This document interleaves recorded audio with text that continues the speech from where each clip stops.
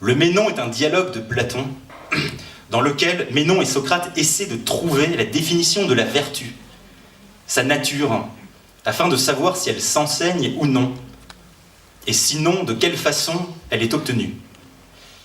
Le Banquet est un texte de Platon, écrit environ 380 avant Jésus-Christ. Il est constitué principalement d'une longue série de discours portant sur la nature et les qualités de l'amour. Cela se passe lors d'une réception, d'une fête mondaine où tout le monde picole. Il faut bien avoir à l'esprit qu'ils sont tous complètement bourrés. Platon fait entendre des voix différentes pour parler d'amour et de beauté.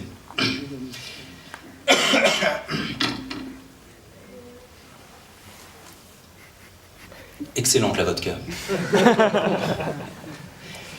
La mythologie de Perséphone renvoie au mystère d'Éleusis, celui qui constitue le socle du Ménon. Socrate convoque cela pour fonder la vérité, alors même qu'il tente d'asseoir la raison. Alors les mystères d'Éleusis sont une commémoration de l'enlèvement de Perséphone par Hadès. C'est un événement qui avait lieu une fois par an à Éleusis et qui donnait lieu à des initiations par le biais du théâtre et de jeux. Perséphone est enlevée sous terre, en enfer, et Déméter, sa mère, déesse de l'agriculture, lutte avec Hadès sous l'arbitrage de Zeus pour faire revenir sa fille. L'arbitrage de Zeus, c'est de permettre à Perséphone de sortir 9 mois par an des enfers. Perséphone est en fait la déesse de l'agriculture et de la végétation. 3 mois où pendant l'hiver tout est mort, et ensuite vient le printemps. Cette résurgence, c'est ce qui se passe dans la nature. Le printemps, c'est la renaissance. Ça recommence comme étant toujours la première fois, comme l'amour. Et la renaissance est toujours stupéfiante. Alors là, on va s'enfoncer un peu plus dans le désir et l'idéalisation. Cette problématique va revenir dans le Banquet, avec la figure de la prêtresse Diotima, qui initie Socrate au mystère de l'amour. Dans le dialogue du Banquet, Diotima initie Socrate au fait que la sagesse, c'est un rapport de désir. La sagesse, c'est l'objet par excellence du désir. Or, le désir est délirant. Lorsque je désire, je situe l'objet de mon désir sur un plan incommensurable.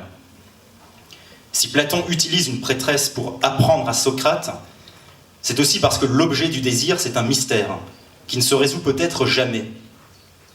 Car lorsqu'on saisit le désir, on le détruit. L'objet du désir est toujours plus grand, tant qu'il y a du mystère. Et c'est ce qui était bien commémoré à Éleusis. C'est aussi l'enjeu, cette fois-ci dans le dialogue du Ménon, de savoir ce qu'est la vertu. Ce qui nous est appris, c'est qu'il s'agit au fond de l'enjeu de la fondation de toute science et de tout art. Car l'objet de la science ou de l'art, c'est l'objet idéal, tel le point géométrique. L'objet de l'amour ou du désir, c'est l'objet idéal. Un objet ne peut être désiré que idéalisé. Et c'est l'idéal qui constitue le point focal. C'est ce que Freud, un peu plus tard, beaucoup plus tard, va appeler le processus d'idéalisation. L'idéalisation, c'est ce qui fait que l'être ou l'objet que j'aime, une personne, un théorème, l'idée de la nation, la France insoumise, une histoire, les Républicains. Ah bon, ouais, c'est un être qui s'immortalise, c'est-à-dire qui s'infinitise. Et c'est ce qui fait que l'on peut être héroïque et mourir pour lui. Dans le Banquet, il nous est dit « Celui qui aime est possédé d'un dieu, d'un démon, d'un esprit ». Dans le discours de Diotima à Socrate, toujours dans le Banquet, elle lui rappelle que les dieux rappellent de l'Hadès les âmes qui se sont élevées, car ils avaient admiré son acte. C'est-à-dire l'acte d'un amoureux qui était allé si loin dans son amour qu'il est devenu un demi-dieu ou une déesse. Il y a un geste héroïque dans une sorte d'état démonique. Ce Dieu n'est rien d'autre que Eros qui nous habite, qui nous permet de faire le lien entre le mortel et l'immortel. Pas d'idéalisation donc sans objet aimé. C'est-à-dire que l'objet aimé est absolutisé, incomparable, vaut plus que toute la vie. Pas de géométrie, d'art ou de politique sans idéalité, sans amour. Ainsi, tous les objets qui sont idéalisés, nous les aimons, et la sagesse, c'est savoir tenir à cet amour. Et tout cela est retravaillé continuellement. La vie, c'est à la fois la croissance au-dessus du sol des morts, mais c'est aussi le retour sur la surface de la terre et dans l'hiver. Des racines vers lesquelles il faut redescendre. Si Socrate en appelle à Perséphone pour fonder le savoir, c'est parce que c'est une chimère de croire que l'on peut tout savoir, tout maîtriser. C'est une croyance mauvaise. Cela conduit au pire. À Fukushima, par exemple. Il faut faire attention à l'exactitude. Aujourd'hui, il n'y a plus que ça qui compte. L'exactitude. Elle est nécessaire, mais ce n'est jamais uniquement dans l'exactitude qu'il faut penser. Rien n'est réductible au calcul. Il y a toujours quelque chose qui lui échappera, y compris en physique, en géométrie, en droit, comme en amour, dans le commerce ou dans l'art. Cet incalculable, c'est le processus d'infinitisation, la projection d'infini.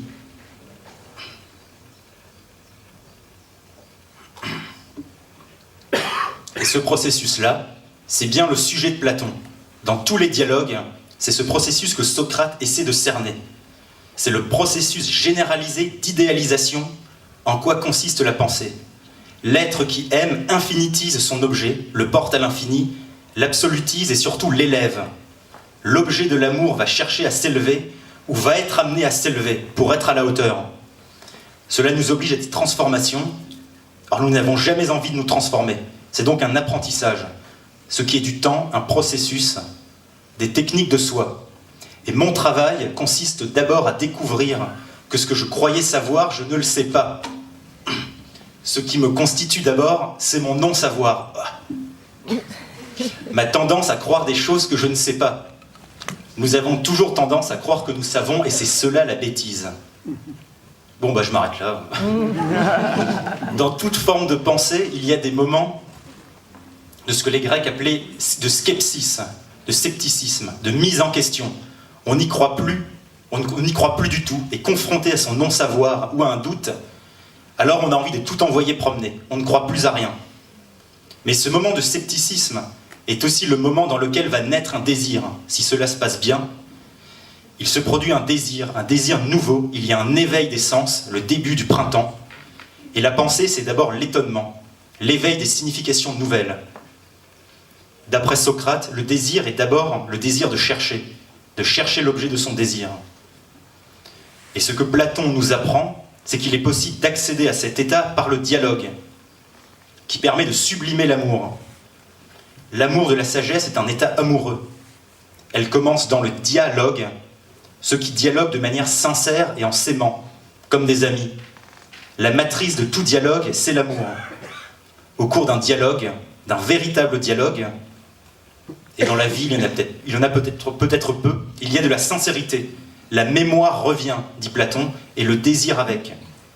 Les ailes repoussent et permettent de s'élever. L'âme dans le corps peut s'élever au-dessus du corps, et comme dans un état amoureux, on se sent pousser des ailes. Ce double état est aussi ce que l'on appelle la dianoia. Donc dia, je crois qu'il y avait une chaîne de supermarchés, comme ça, dia-noia. L'âme est deux. Dia signifie être traversé. Noia vient de noésis, c'est la pensée, l'intellect. Il y a deux tendances en nous, la pulsion et la sublimation. Nous sommes toujours clivés. Je est un autre, dirions-nous avec Rimbaud. C'est donc toujours faire place à l'autre en soi et à l'autre avec qui je dialogue. Et souvenons-nous que Marx disait ceci: la caractéristique la plus fondamentale du communisme, c'est qu'il est internationaliste. Parce que la réalisation d'une politique absolument humaine a besoin, pour sa possibilité même, de ceux qui viennent d'un autre endroit du même monde. Et nous nous aimons toujours dans l'amour d'un idéal. C'est à travers ces régimes d'idéalisation que peuvent se constituer des circuits d'émulation, c'est-à-dire du lien social. Ces circuits, car cela circule entre ceux qui s'aiment, qui sont en émulation, sont très divers. Par exemple, entre l'écrivain d'aujourd'hui et Homère, Euclide et le physicien d'aujourd'hui, nous-mêmes, Jean-Luc Mélenchon et François Fillon, Et tout cela forme des organisations. L'Académie des sciences, la mairie, les écoles, les tribunaux, la famille. Ces organisations rendent possible la circulation des idéalités. Tout cela forme des règles, des lois que l'on ne peut transgresser. Ou alors, si on veut le faire, il faut savoir que l'on fait une révolution. C'est-à-dire que l'on propose de nouvelles règles. Tout cela permet de penser des horizons d'attente, c'est-à-dire le désir, l'horizon qui est l'endroit où le ciel fricote avec la terre. C'est ça le mythe de Perséphone. L'Hadès, l'enfer, ce sont les sédimentations arides. Et le printemps, les expériences qui reviennent. Et cela par le remuement des expériences passées, qui tendent à former un horizon. Et cet horizon, c'est toujours celui de l'idéalisation et du désir. Le désir va amener à l'élévation, notamment à élever des temples, être architecte, poète, géomètre, artisan, botaniste, à bâtir et à construire un monde.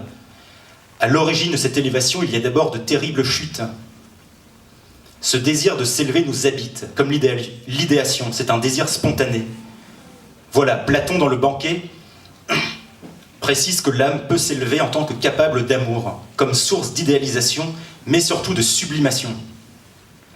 Évidemment, on a vu ce désir peut se renverser, nous faire marcher en rang militaire, nous faire régresser, tomber dans la guerre civile. Enfin, dernier point, le fond de tous ces développements, si c'est pas trop assommant après les galettes au sarrasin, le fond de tous ces développements est en définitive celui de la transmission et des nouvelles générations. Comment faire en sorte que les natifs d'un monde puissent entrer en émulation? La question est constituée par celle de l'intergénérationnel et du transgénérationnel, dans laquelle il y a des conflits. Si Socrate est condamné à mort, c'est parce qu'on l'accuse de corrompre la jeunesse dans un conflit de génération. C'est une crise du désir. La jeunesse aspire et remet en cause les générations passées, qui doivent sentir la responsabilité de transmettre. Cette génération n'est évidemment pas simplement biologique, c'est la génération des idées et des désirs. À l'horizon de toute transmission, il y a bien de l'inenseignable, nous avons vu, et ceci doit faire l'objet, non pas simplement d'une transmission, mais d'une expérience. C'est une façon de vivre et des pratiques. Chaque génération, chaque homme ou femme est habité par des désirs anciens, mais aussi nouveaux, qui sont dus aux évolutions techniques, aux inventions, à l'imagination, qui est toujours en mouvement. La communauté politique, dans sa capacité à faire corps, à être unie et à s'élever, repose sur sa capacité à être en émulation collective. Nous avons vu dans la boulée l'assemblée où se crée et se constitue la volonté collective. C'est la possibilité de faire valoir de nouveaux désirs et régimes d'idéalisation.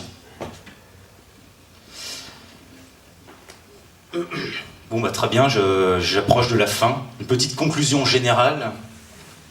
Nous avons donc essayé de repérer ce qui est important dans ce mouvement de création d'une société qui tend vers l'autonomie. Un mouvement d'auto-institution de désir, de sublimation et d'idéalisation. Et c'est bien un mouvement, non pas un état achevé.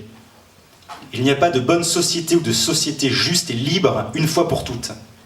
Il s'agit d'un processus de création historique où la communauté politique a constamment la possibilité de remettre en question ses lois et ses institutions. À travers tout cela, nous voyons se formuler et se réaliser ce que nous pouvons et devons appeler la démocratie. L'exercice du pouvoir sans intermédiaire essentiel par le souverain, c'est-à-dire le corps des citoyens, qui implique l'idée d'une collectivité d'égaux.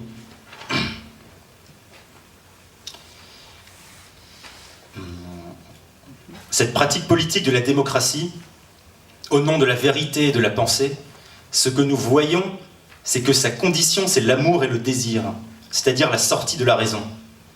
Marx a partagé l'admiration pour la philosophie grecque dans la mesure où elle rapportait la vie de la pensée à l'existence concrète, à la vie comme art d'exister. La loi du désir, dont l'amitié est une modalité, bien sûr différente de l'amour, et pourtant tout aussi nécessaire que lui, peut-être même plus nécessaire que lui, qui n'est peut-être pas possible, lui, l'amour, sans quelle l'amitié soit possible, Cette loi du désir, nous l'avons vu, c'est le soin porté à la sublimation et à l'idéalisation, qui est en même temps un soin apporté au lien social. Bon, ouais, je vais m'arrêter là. Merci.